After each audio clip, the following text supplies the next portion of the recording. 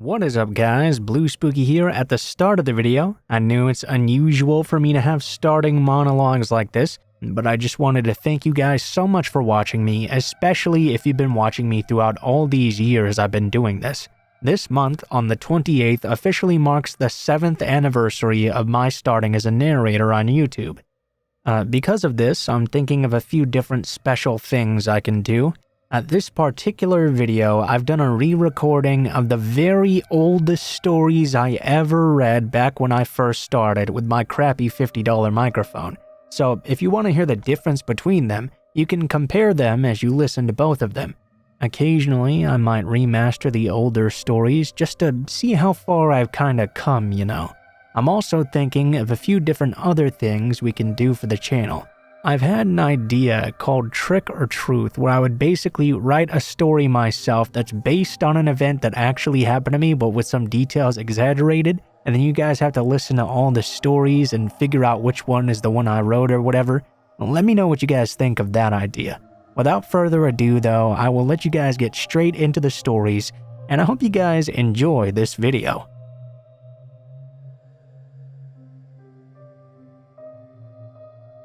I'm writing this as my girlfriend tells me the story, so these will all be her words pretty much. My job is really just to type this all up and try not to screw it up too much. When I was 12 years old or so, I spent the night with my best friend Carrie. We had big plans for our sleepover, you see. We were planning to stay up all night, listen to music, play board games, and talk about boys. You know, the usual stuff little girls like to do. Around 2 a.m., after her parents were sleeping, we decided we were really hungry. We knew we had to be quiet so we didn't wake them up, so we tiptoed into the hallway from her room. As we made our way into the kitchen, we had to go through the dining room as well. Because we were being so quiet to avoid being caught, we could hear a slight tapping noise. Instantly, we both knew it was someone tapping on the living room window. You could see into the living room from the dining room, so immediately our heads turned towards that room. We could see a figure standing on the porch right next to the window. Because of the way the porch light was illuminating the figure, it looked like a shadow or a silhouette. We thought it must be Carrie's sister's boyfriend at first. The sister and boyfriend had been banned from seeing each other recently. We assumed this was his weird way of getting our attention. We decided that either he would just leave on his own, Tina, Carrie's sister, would go see him, or Carrie's parents would wake up and run him out of town.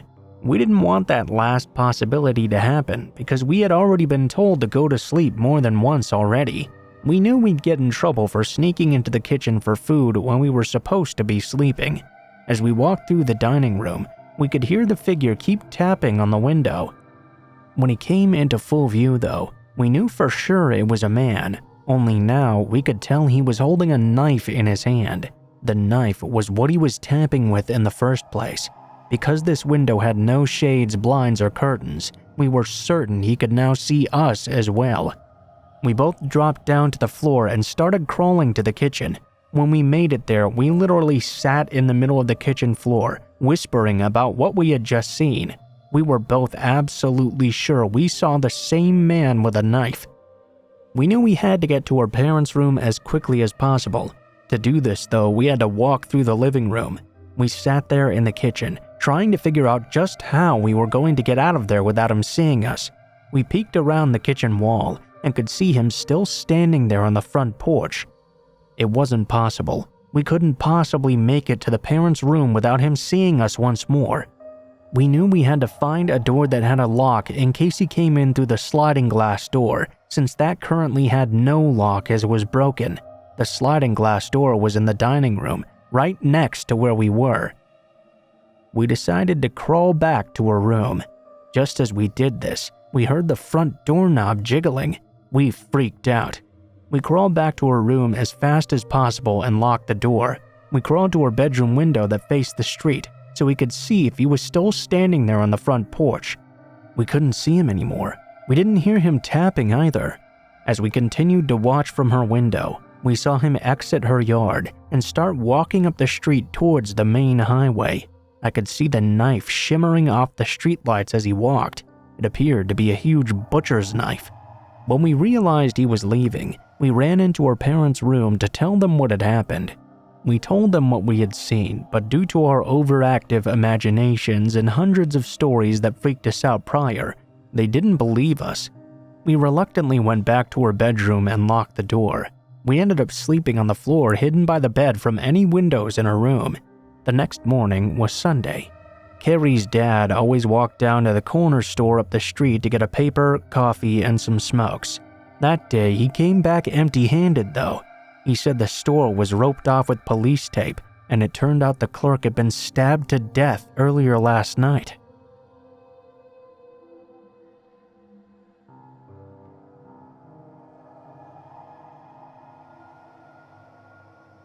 This creepy experience must have happened about a year ago now, around Halloween or so. To this day, it still creeps me the fuck out. Me and my twin sister Lauren are both now 20 and had just moved into our first flat 3 months before this happened. Our parents helped us move in, and my dad hired a van to get all of our stuff with us. The whole family, including my older brother Sam, who was visiting from England, helped us move over our furniture and numerous boxes into the flat. As our family helped us to settle in, luckily enough, we found out our flat was actually also next door to one of our dad's old best friends, Danny. This was pretty great. We hadn't seen him and his wife for about 10 years now, and it was nice to catch up.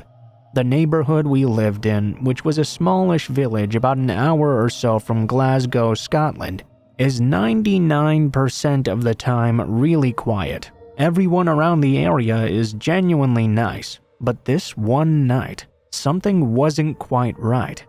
Like I've said already, we had only really gotten used to the area we were living in directly, but after what happened on this night, I always have my wits about me from then on.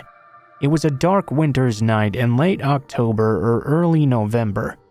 I believe it might have been a Thursday. My sister and I decided to stay up until about 1:30 in the morning, as we sometimes did after a long week at college.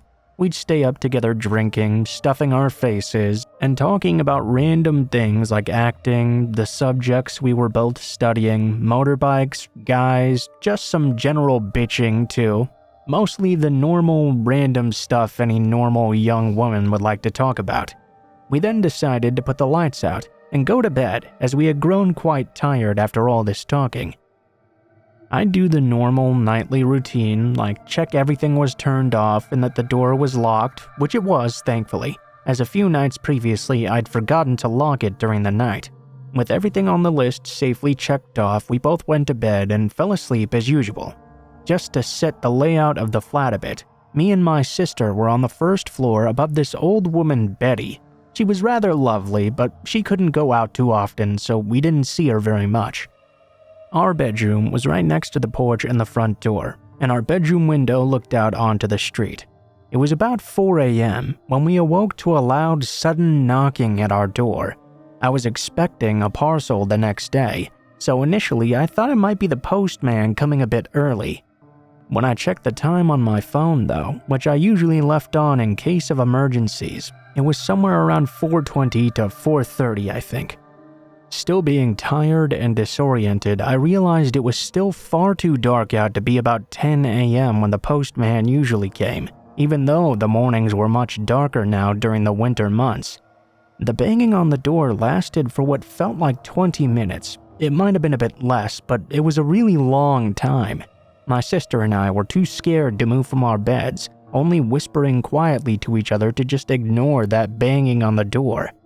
After all, who would be comfortable answering the door to a stranger knocking at this ungodly hour? I usually didn't answer the door to strangers anyway, or even answer mobile numbers I didn't recognize really.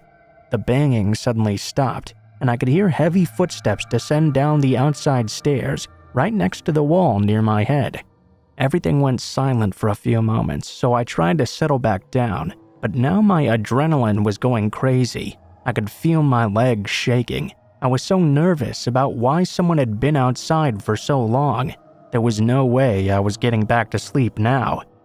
Just in that moment, I saw the flashing of a torch through our bedroom window. It flashed at least 3 times, then it turned off altogether.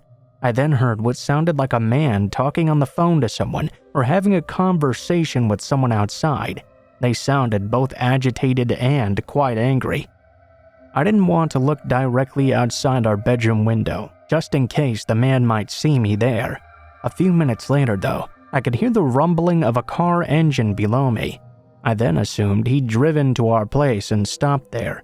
His voice became increasingly explosive, and I became more and more scared. It got to the point where I was about to phone the police.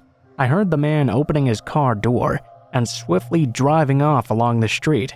I don't know who that man was or what he wanted, but I didn't sleep at all that night, and for the next few days after that, every single noise during the night would give me a fright. I was scared whoever this was going to come back.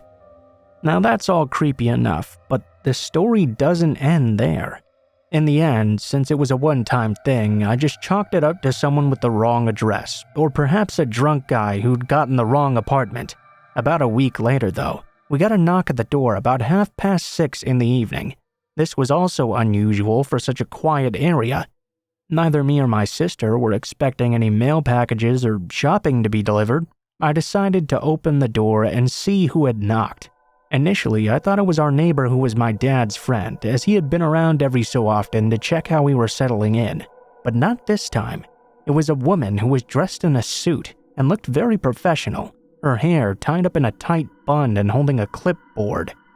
Well, this was obviously weird. I was a bit anxious and wondered just who this person was. I looked down at her name badge, but I can't quite seem to remember it now. I'll just call her Molly for time-saving's sake. Molly told me she worked for the criminal court and was looking for this guy we'll call Thomas. He had previously been a tenant at this flat before we moved in a few months before. Molly mentioned something to do with money, but the visit was so vague I don't really remember what she said specifically. She asked if the man still lived there, and I said no, just my sister and I. She asked when we moved in and what letting agency we were with. I think that was just to confirm that we did in fact live there. She seemed nice and professional, got the information she needed, and left right away. I'm guessing money is the reason why that creepy guy turned up a few nights previously, banging loudly on our door. I'm glad I didn't answer it that night, and made sure it was locked. Fuck knows what would have happened if he thought me and my sister were the man that he and the courts were looking for to get that money back. I'm happy to say since then we've had no further disturbances, but it still gives me the chills just thinking about it.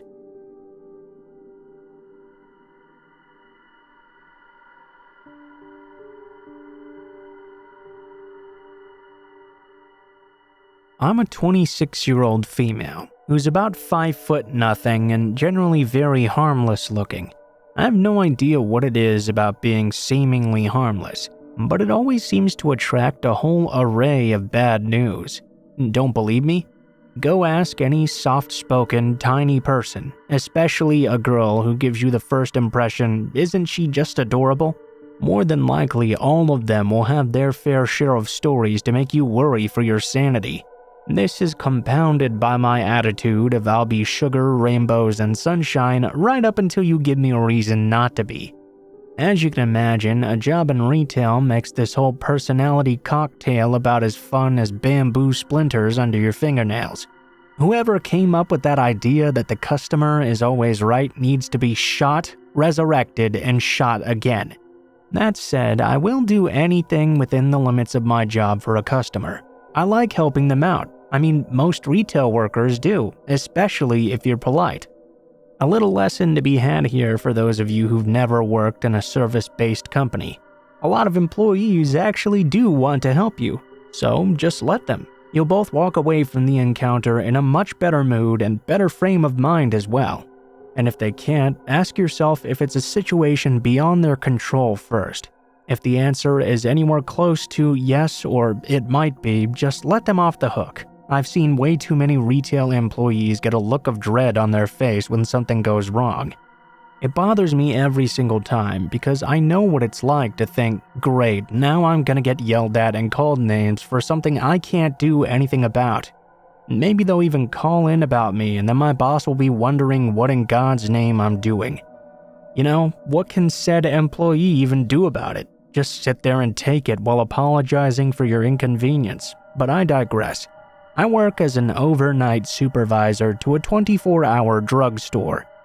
As with any 24-hour store, we get plenty of creepy people rolling on in, being a fair-sized city with only 2 24-hour pharmacies in town. I have plenty of real weird stories. Maybe I'll share a few more at a later date.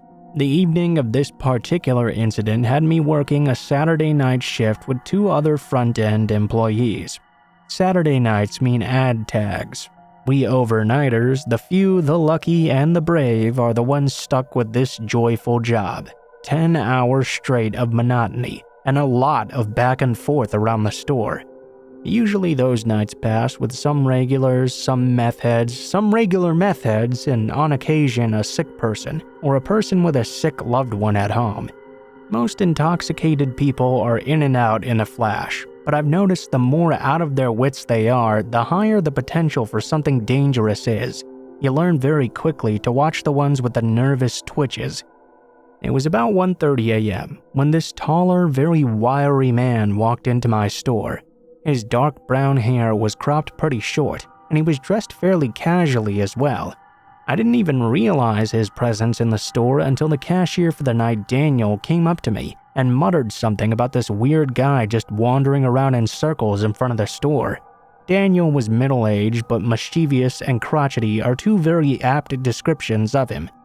You never quite know when he's just stirring the pot for fun. I searched for this mystery guy to see what was bothering him. I've been thinking it was more than likely he just noticed something strange about some guy shoplifting. This would not be the first or last time he overenthusiastically called someone a shoplifter, who turned out to be some poor, exhausted father or something sent to get some cold medicine. I found the man slowly pacing along the front wall and asked if he needed any help in my cheeriest customer service voice. The moment he turned around, I froze. This man was radiating violence. It surrounded him like an aura. I couldn't pinpoint what was bothering me exactly. He had this weird expression on his face, or perhaps the way he was standing. He was so tense during my entire experience with him. It was like he was ready to go off at the first provocation. Truthfully, I still haven't quite figured it out. It was just, there was something wrong with him when I was looking at him. Immediately uncomfortable. I was all too happy when he muttered, "Oh, no, I'm just looking, sorry." I never have quite figured out how to gracefully exit when a customer has nothing left to say to you but stands there staring, almost expectant, even if it's not necessarily. After a minute or so of avoiding meeting this man's eyes, I told him my usual line of, "All right, well, let us know if you need anything in the future." I backed away into the aisle I'd emerged from and hurried off to busy myself with more ad tags. Daniel could keep an eye on this guy if he felt like it. The dude was scary, and I was the only female on shift. They don't pay me enough to deal with stuff like that. It was not long before I started to feel like I was being watched, though. I could see creepy suspect number 1 lurking at the top of the aisles, peeking over and staring at me. I finished all of the tags in line for that aisle, and was relieved when I had to move across the store for others in a different section. Again, a few moments pass by, and that weird prickly feeling hits me once more. I can see him peeking around the corner at the end of the aisle, staring right at me. I called out once more for a second time to ask if there was anything I could help him find. He immediately busied himself pretending to pick up some vitamins he'd randomly seen. He gave me a creepy grin and told me again he was just looking. Yeah, sure, I bet you were. This continued for a half hour or so, until I find myself heading up to the front to ring up a customer. I had no idea where Daniel was at this point, but I guess it didn't matter too much. I was just grateful for the distraction. That was until I noticed the creeper following me up to the register, still staring. I conducted the transaction as quickly as possible, and after a few too many nervous glances in that creep's direction, the customer took off like someone had just lit him on fire. I decided now was a good time to go out for my lunch break. It was cold. I thought maybe since Mr. Creeper didn't have a particularly warm-looking coat on, he'd leave me alone out in that weather. I searched out one of my coworkers and let them know my intentions. I clocked out and stepped outside and into my car. Now, normally I try to avoid smoking in it. I've never liked the way it stinks up everything, but desperate times call for desperate measures. I locked the car doors and rolled down the window just far enough to fit my cigarette through to ash it. I picked up a book and turned to the page I'd left off and settled in. Only a few paragraphs in, I could hear someone banging on my window now. I jumped up startled and looked. Guess who? That's right, Mr. Creepy. He grinned at me in what I'm sure was supposed to be a sheepish fashion, but instead came out looking more like Norman Bates, if you know what I mean. I asked him again if there was something he needed from me. He said he'd been looking for something in particular the entire time, and now he needed my help. I told him very firmly there were 2 other employees in the store that would have to help him. I was currently off the clock. He frowned, and after a moment of me pointedly ignoring him in favor of tensely not being able to concentrate on my book while pretending to read, he walked back inside. My lunch break ended soon after, but I still hadn't seen him come back out. I hurried inside, clocked in, and called the other shift supervisor, Mark, into the office. I explained the entire situation to him and asked if he could go deal with that dude. Mark sighed, nodded, and went out to talk to the guy. I busied myself in the office with some training sessions I'd been putting off for a while. Mark rushed back inside the office, wearing a very bewildered and concerned look. I raised an eyebrow and he sat down. Dude, that guy was really weird. Yeah, weird is not quite the adjective I'd use. What did he say? Well, he wanted to talk to you again. I told him you had other things you needed to be doing, but I'd be happy to help him, and he just got angry. You thought he was freaky beforehand. He visibly shuddered, and I raised an eyebrow again. He asked if I knew what time you got off and where you lived. What the fuck? Exactly, I told him we were legally obligated to not share that information, and if he wasn't going to buy anything, he needed to leave. He just took off running. I followed him out just in case. He was looking around your car until he noticed I had followed. Then he ran off to his car in the distance and hurried out. I decided I was not going to stick around to see if he was going to come back, and noped out for the rest of my shift. Shortly after, my store set up a guard contract with the local police department, and I've never seen that man there since.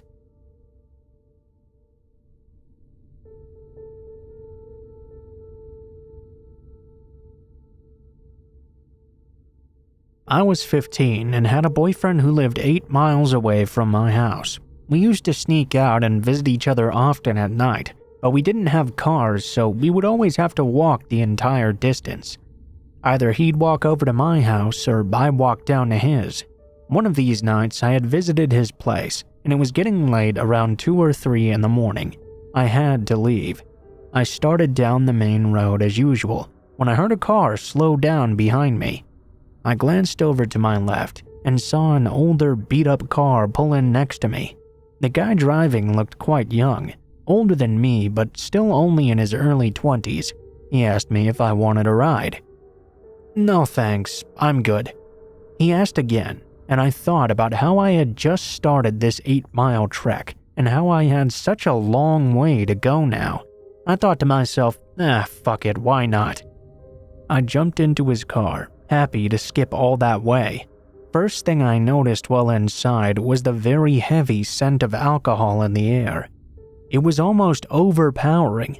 He was also staring at me so hard that he nearly swerved and slammed into a ditch on the side of the road. Hey, watch it, what are you doing? I yelled.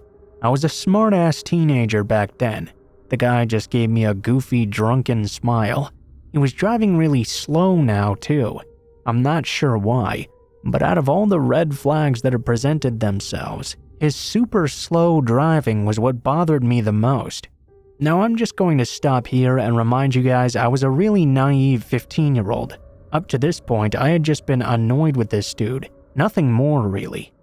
I had just told him to go straight on this road for a few miles more, when he immediately turned right into this tiny street. "Dude, what the fuck are you doing? I said I live over that way." Come on, we're just going to my friend's house." I said, "Fuck no, take me home." He just ignored me though. He kept staring at me and driving super slow. I demanded he stop the car now, and he ignored me again. Luckily, we were going slow enough that, extremely pissed off, I opened my car door and jumped out of the moving car. I still fell down hard. I got up and started walking away angrily, a little bit hurt. He was already out of his car though, and he blocked my path forward.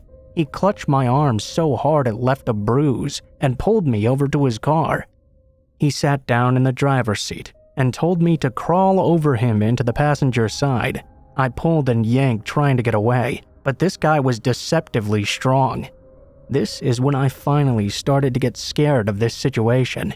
He would not let me go, and he was now basically kidnapping me. A horrible feeling of dread just washed over me. I was looking up at the moon. It was so big and beautiful. So many nights I had marveled at its beauty, just like I felt it now bearing witness to my future demise. I burst into tears. When I did, he reflexively loosened his grip on me. I saw this as a chance to fucking run.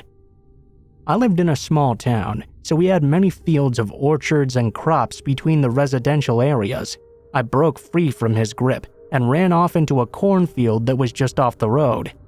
The man started shouting at me to stop and started chasing me through the field. The stalks were taller than me, so I ran through them in zigzags trying to lose him.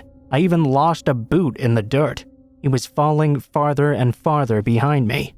After that, the field ended. There was a single abandoned house that sat right next to the road. I banged on the door hoping that maybe I had only thought it was abandoned, but there was no answer. Surrounding the house were flat fields and just the main road. I couldn't take any chances running through those because the moon was so bright that night. I was absolutely sure he would see me. Instead, I climbed the big tree in front of the house as high as I could, hoping he wouldn't be able to see me in the canopy. He came out of the cornfields. I could see him below, searching all over for me. I was terrified. I could only cry silently, praying he would never look up. Luckily, after a while, he just gave up and walked back to his car. I thought that was going to be the end of it, but he got in his car and drove up and down the main road, looking for me the entire time. I was up in that tree holding on so long I was starting to get physically tired. I couldn't believe just how hard he was looking for me. For a while, he would even get out of the car and look deeper into the areas off the road to see if I was hiding there. Then he'd jump back in and go up and down, either really fast or really slow, like he was doing a grid search or something. After a few hours, he finally went away. After 30 minutes passed without seeing his car, I finally decided to come down and head home.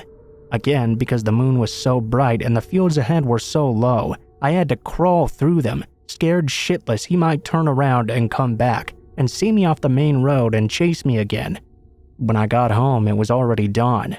I was shoeless and covered in dirt, grateful to be home still. Needless to say, I never walked that street alone again at night.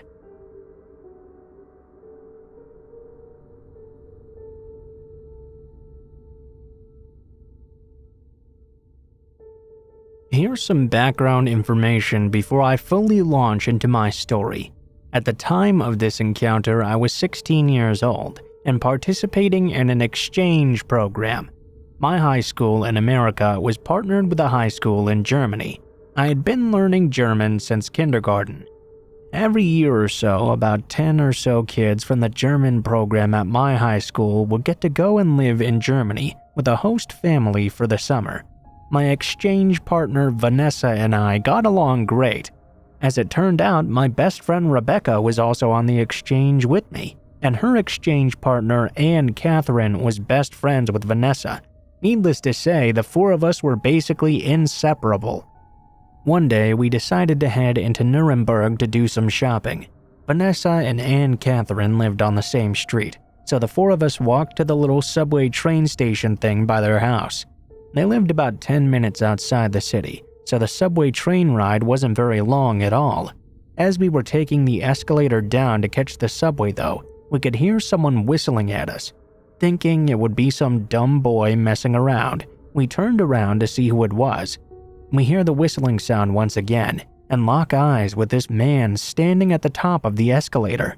We were on the down one, so we locked eyes right as we passed by each other. This man was probably in his late 50s or early 60s, and he was gigantic. I mean, he must have been around 6'7" in height and easily close to 300 pounds. Stupidly, the four of us waved at him. We were just messing around, and we didn't think this guy would think much of it at all. Much to our chagrin, though, he took this as an invitation to begin terrorizing us. Immediately, the man starts sprinting up the escalator. Once he gets to the top, he hops onto the down escalator and begins shoving people out of the way just to get to us. For a big guy, this dude sure could move fast. It was apparent this man now wanted to get to us, though the people surrounding us probably thought he had left something on a train or something and wanted to get it before it was too late. At this point, we had basically reached the bottom, so the four of us took off running.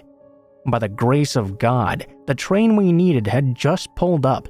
We ran onto the train and sat down, relieved we'd seemingly gotten away from this scary guy. At least, we thought so. The train we were on was separated into sections, so there were see-through doors you had to go through if you wanted to get to a different one. About a minute or so into our subway ride, we see this guy moving through the section in front of ours. We immediately stand up and sprint to the next section, hoping we'd find a more crowded car we could hide in. This continued for a few more cars, until we realized we'd reached the very front of the train. We sit down in the four seats closest to the front, and sure enough, the man bursts into our section, throwing open the door. He sits in the single seat across from us and positions himself so he has a clear view of all four of us. He then starts laughing, real deep and slow-like. We were all trying very hard not to look at him, but out of the corner of my eye, I could see his eyes were unblinking and bulging out of his head. He was grinning in such a malicious way, and he had even started to drool as well. He licked his lips like a cartoon villain, honestly. We started whispering to each other in English, hoping this guy's English wasn't strong enough to understand. We decided collectively that at our next stop we were going to sprint off the train and find a policeman or anyone who could help us. The train got to our stop, and we bolted. Luckily, our stop was pretty crowded, so we were hoping to duck out of sight, then find that policeman we were talking about. We turned around to make sure he wasn't behind us.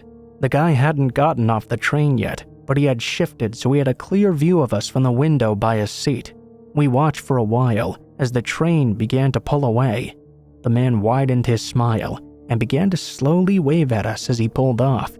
I swear he didn't break eye contact once or stop waving until the train was entirely out of sight. I really don't know what that guy wanted with us or why he was so hell-bent on chasing us through that train. Maybe he was planning on getting off at our stop with us, but when he saw how crowded it was, decided to just stay. He knew he wouldn't get away with whatever he was plotting. All I know in the end, though, is that I was scared absolutely shitless by this guy.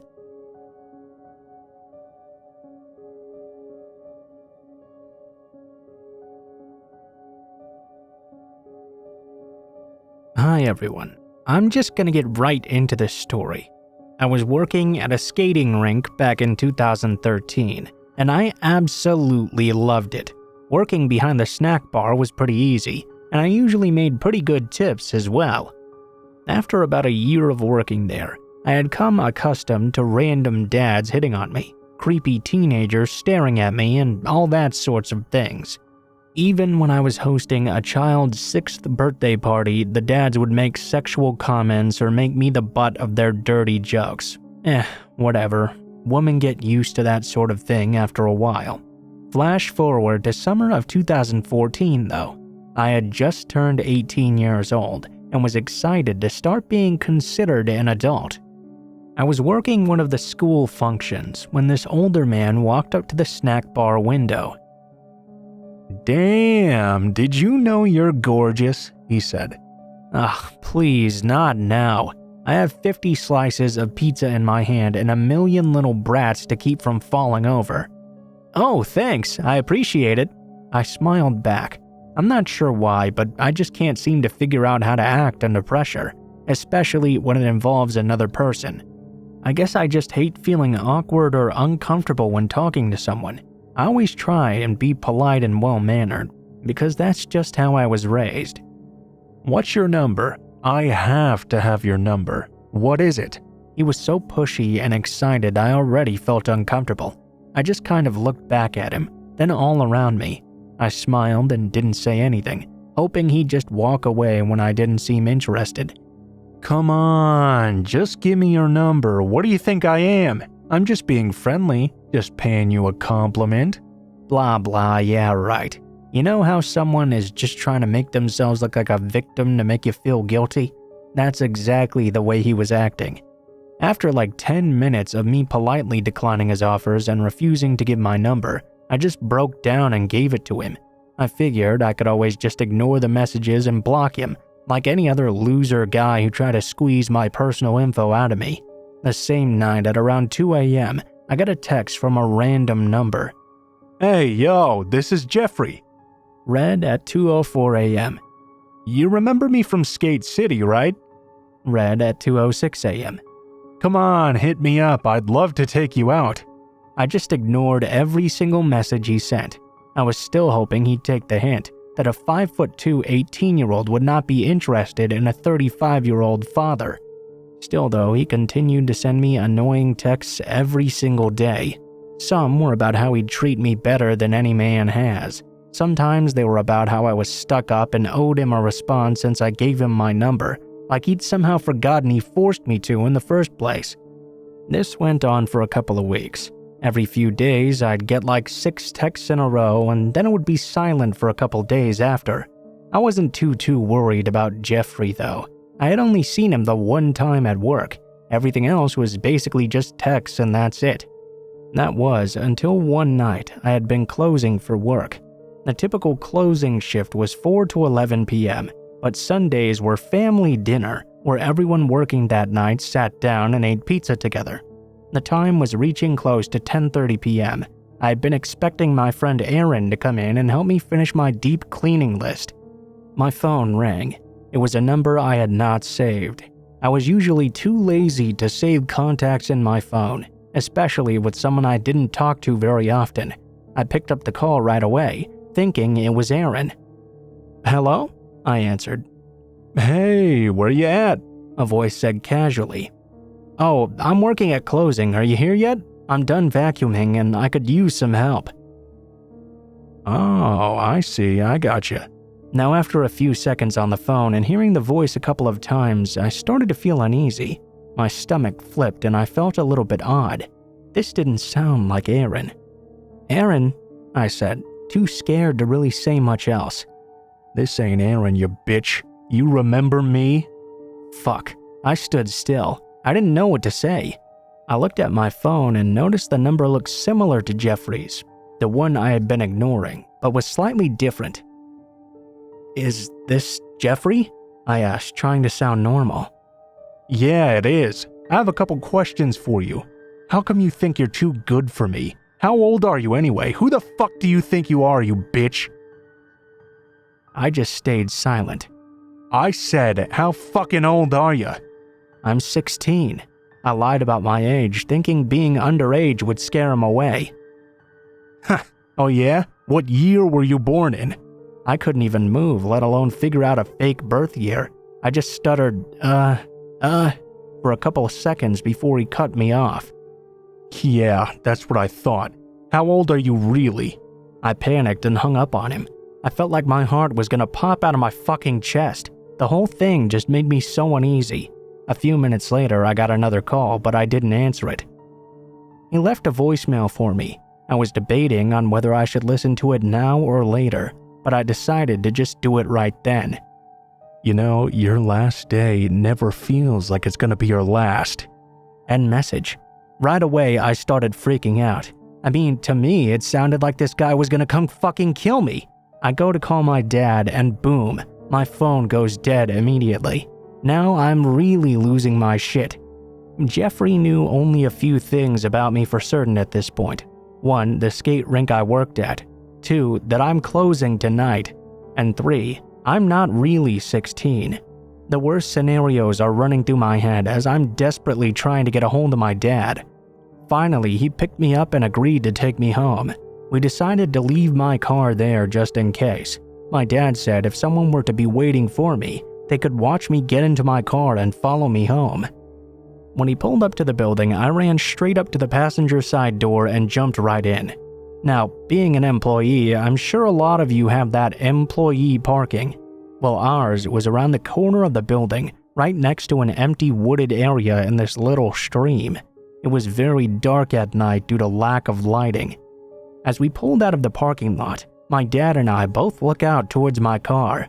Up against the building wall is this tall, dark-clothed guy just barely out of view of my car.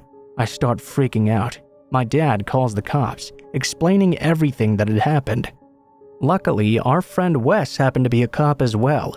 He happened to be one of the cars that pulled up to the scene. We just kept driving home, hoping the cops would take care of it and my car would be safe. We got home that night and I plugged in my phone. I received a text from Jeffrey's number. I guess I'll have to wait then. The next day, Wes called my dad.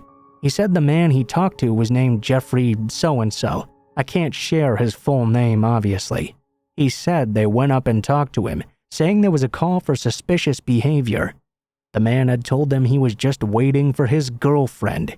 Wes told Jeffrey he was aware that he was harassing me, and that was my car he was lingering in front of.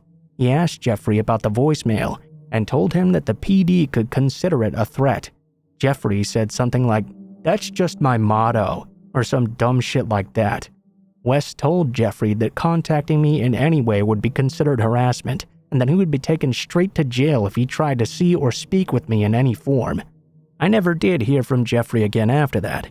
Not that I'm exactly complaining.